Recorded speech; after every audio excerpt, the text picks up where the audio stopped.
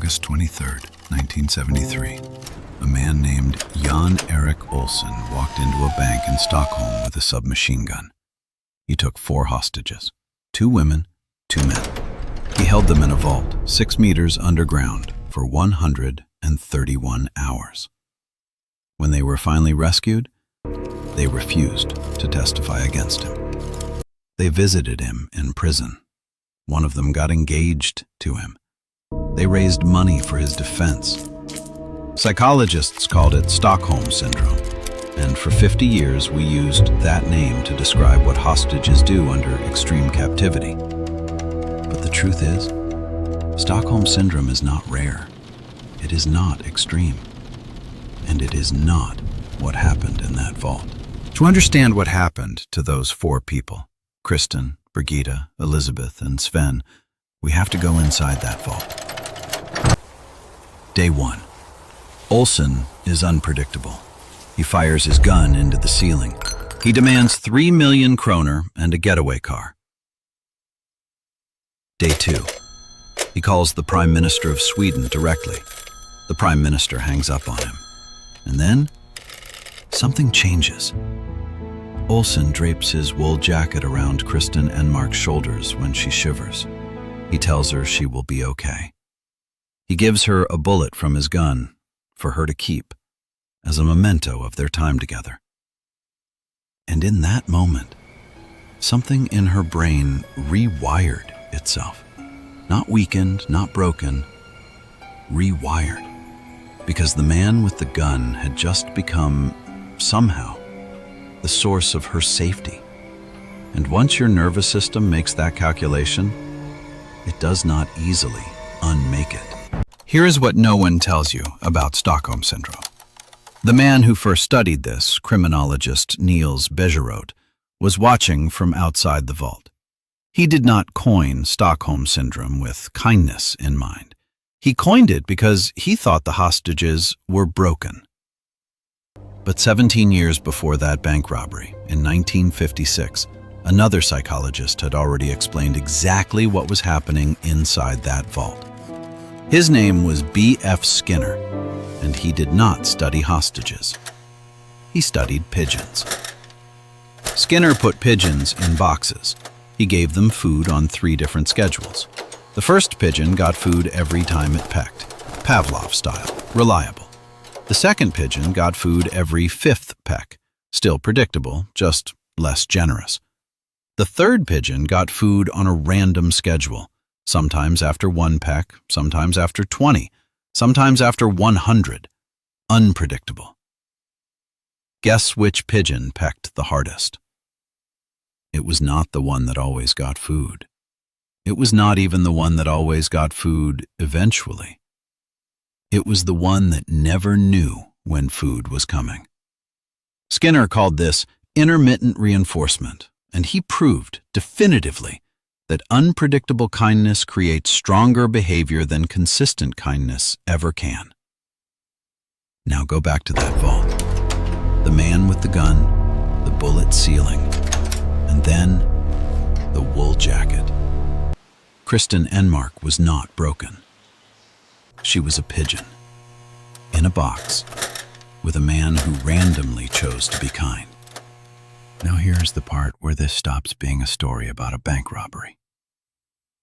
The same neurological mechanism that bonded Kristen Enmark to a man with a submachine gun in 1973 is the same mechanism that bonds millions of people today to partners who hurt them, to parents who hurt them, to employers who hurt them.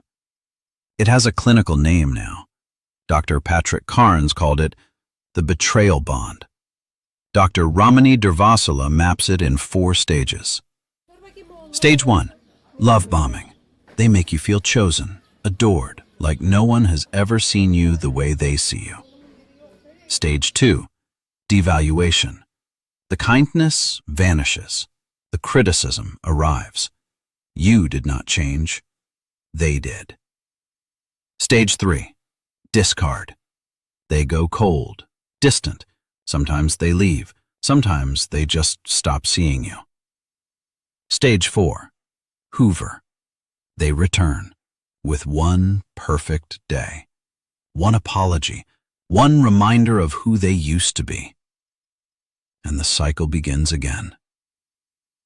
If you have ever sat in a parking lot at midnight defending someone in your own head to people who told you to leave them, if you have ever apologized for crying when they were the one who hurt you, if you have ever waited for a text from someone you knew was bad for you, with your phone face up, refreshing, you were not weak.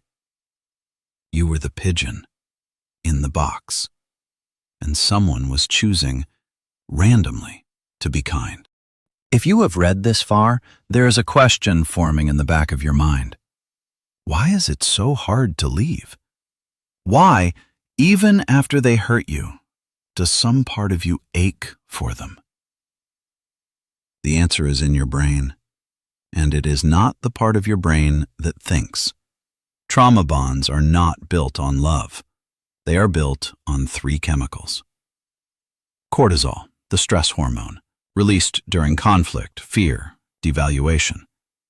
Dopamine, the reward chemical, released during the love bombing and the Hoover.